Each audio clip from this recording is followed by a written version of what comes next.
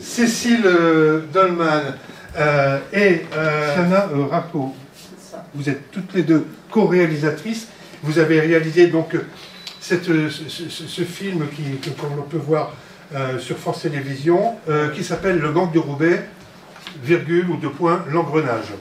Florence Trollet, je viens de parler de toi. À l'époque, tu étais journaliste à Nord-Éclair, donc tu as couvert les événements. Tu es maintenant correspondante régionale du Monde. Lakhdar Belaïd, tu étais toi à l'événement du jeudi, et tu as également couvert, enfin tu étais très présent à cette époque, et tu as sorti un bouquin qui, alors ça n'est pas, c'est un roman, hein. C'est un roman de la série noire avant le 11 septembre. Ça, c'est ce qui accompagnait. Ça s'appelle, j'oublie le titre, suis-je bête, Takfir, Sentinelle. Ça raconte le gang de Roubaix, mais de façon un peu romancée. Tu nous en diras peut-être un mot. Tout à l'heure, c'est sorti en 2002. Et puis Stéphanie Maurice, tu n'y étais pas à l'époque. Tu es maintenant correspondante depuis un bon bout de temps de Libération. À l'époque, ça n'était pas le cas. Mais, tu vas nous dire aussi pourquoi, tu t'intéresses à cette histoire et tu es en train de préparer un livre sur le gang de Roubaix. Oui, c'est ça.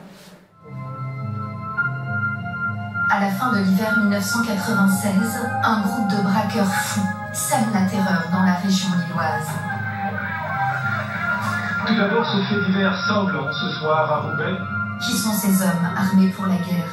Que cherchent-ils? La police découvre un arsenal, pistolet mitrailleur et lance-roquettes. D'où vient cette noirceur qui déferle sur le nord et sur le monde? J'ai toujours eu peur.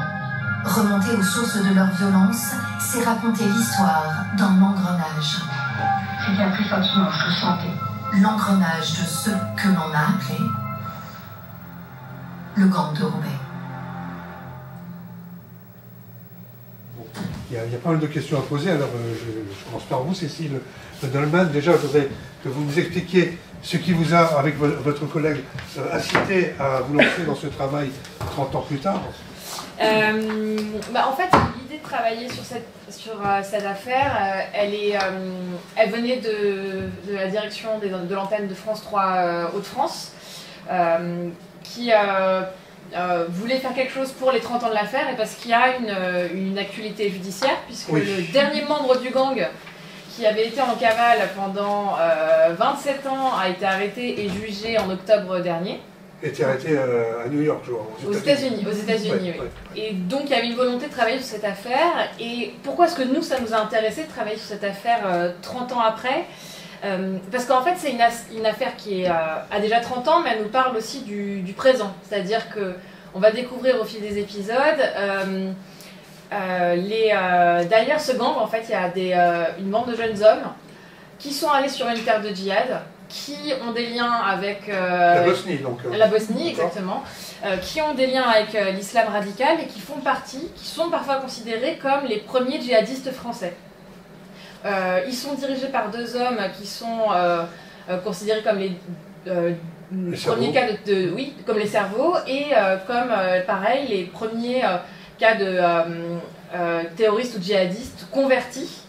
Et c'est une affaire qui arrive juste après les attentats du RERB en 95, mais voilà, quelques années avant le 11 septembre. Donc la conscience... de la traque de Calcal. Hein, oui. C'est ça, exactement. Donc on est dans une époque, dans un tournant dans l'histoire du terrorisme en France.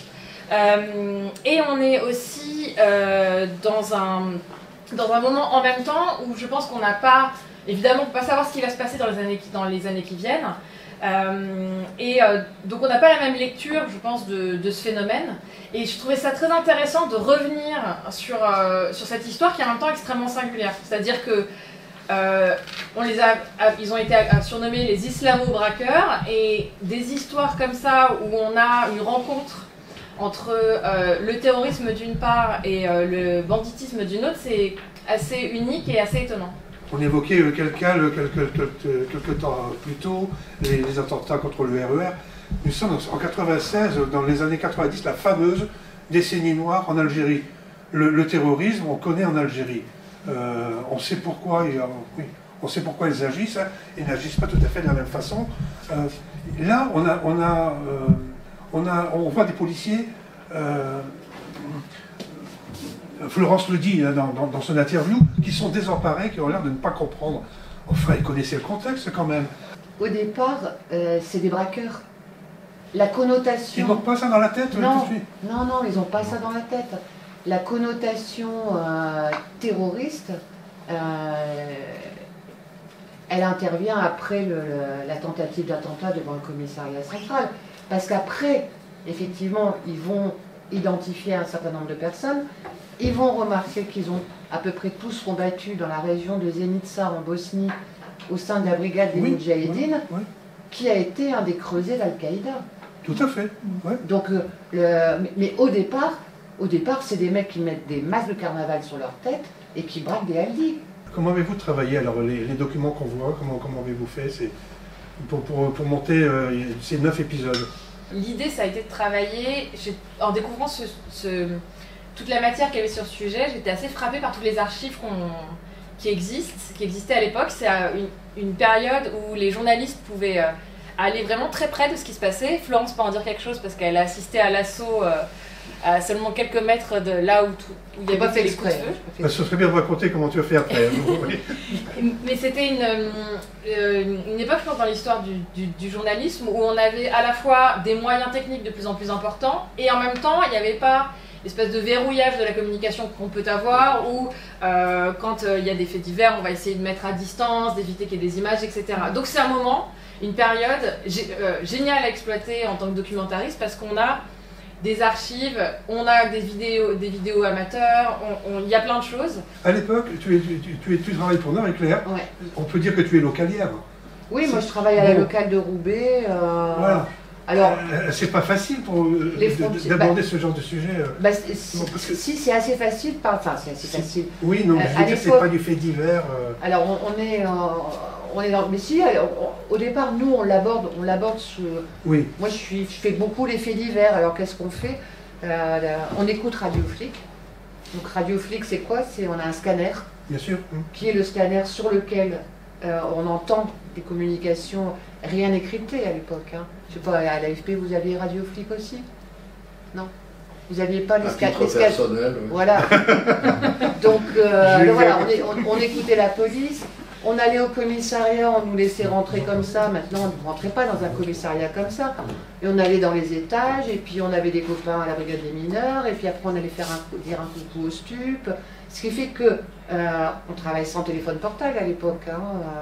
On est vraiment dans une toute autre façon de bosser. À l'époque, je pense que les réseaux sociaux, il y en aurait eu partout.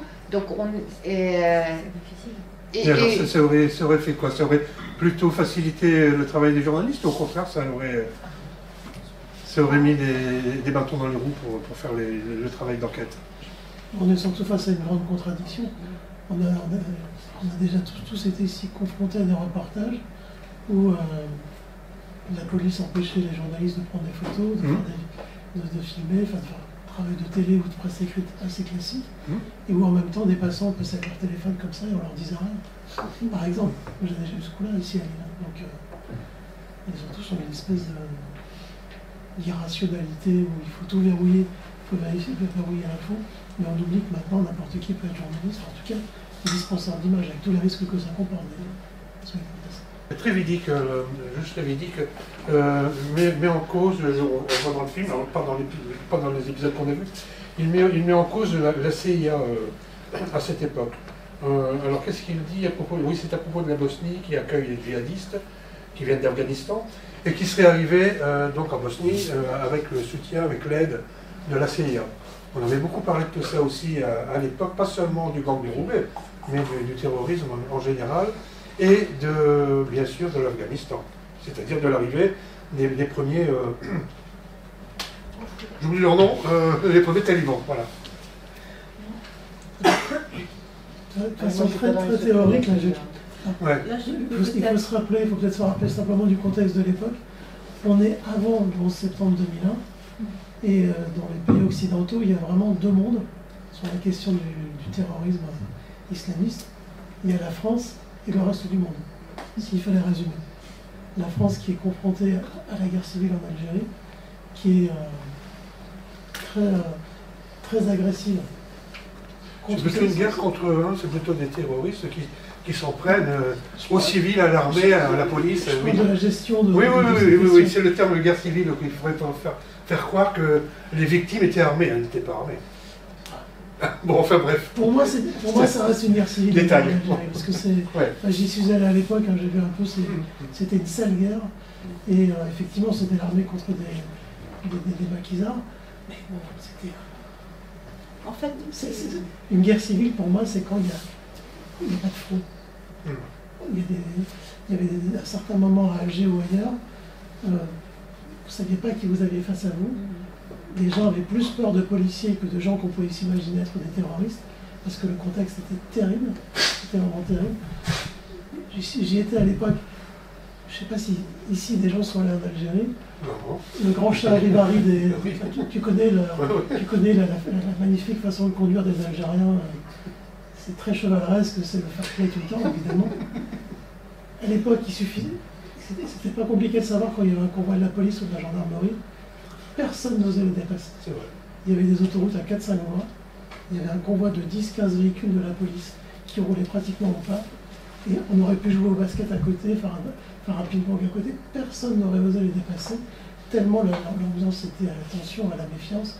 Et la crainte, c'était tout simplement de se prendre une rafale de Kalachnikov de la part des policiers qui eux-mêmes auraient cru être sur le point de se faire attaquer par des terroristes. C'est un peu ça le contexte en Algérie.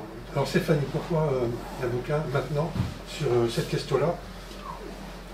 Mais dans un contexte, effectivement, tu le disais tout à l'heure, filigrane, qui est quand même bien particulier. Alors c'est une collection qui revient sur des affaires criminelles anciennes et terminées normalement. Alors celle-ci, il est presque pas, enfin elle n'est pas tout à fait. C'est ça qui est étonnant. Il y a quelques jours, on était voilà. En fait, ce qui se passe, c'est que je raconte en effet le gang de Roubaix, mais je raconte aussi l'après. Parce que c'est une histoire incroyable, en fait. Lionel Dumont est un personnage qui mériterait un roman. Alors moi, les faits sont exacts, mais il y a une forme de scénarisation dans le livre. Lionel Dumont, parce que en fait, ce qu'on dit, c'est que donc vous avez l'assaut de la Ricarette, il y en a 4 qui sont tués, mais le groupe de Roubaix, c'est 10 personnes, donc il y en a 6. Enfin, il y en a 4 de tués. Il y a Caz qui trouve la mort tout de suite sur l'autoroute belge, Géméric qui est arrêté. Mais ça veut dire qu'il en reste quelques-uns en cavale, donc il en reste 4 en cavale en fait. Et là, la cavale, c'est Lionel Dumont, Bouguelane, celui qu'on vient de juger, Cédric Benbadouli, après 27 ans de cavale, c'est absolument incroyable. Et Lionel Dumont, qu'est-ce qu'il fait? Il se tire en fait en Bosnie, et il croit qu'il va être accueilli comme ça, et en fait, que dalle, et il se retrouve à braquer des stations-service. Donc il y a toute une histoire incroyable. Il est condamné en Bosnie, il s'évade de la prison de Sarajevo avant d'être extradé pour son procès en France. 4 ans de cavale, il récupère, etc. C'est une histoire absolument incroyable. La web-série, on peut d'ores et déjà la voir depuis quand? Oui, elle est en ligne depuis le 15 octobre sur le site de France TV. En revanche, elle va aussi être adaptée, on est en train de terminer le montage en format classique, c'est-à-dire en 2 films de 52 minutes qui vont être diffusés sur France 3 Hauts-de-France, mais je ne sais pas encore quand. Le bouquin va sortir quand? Fin janvier. Fin janvier. Tu viens de le présenter au Club de la Presse? Bien sûr que oui.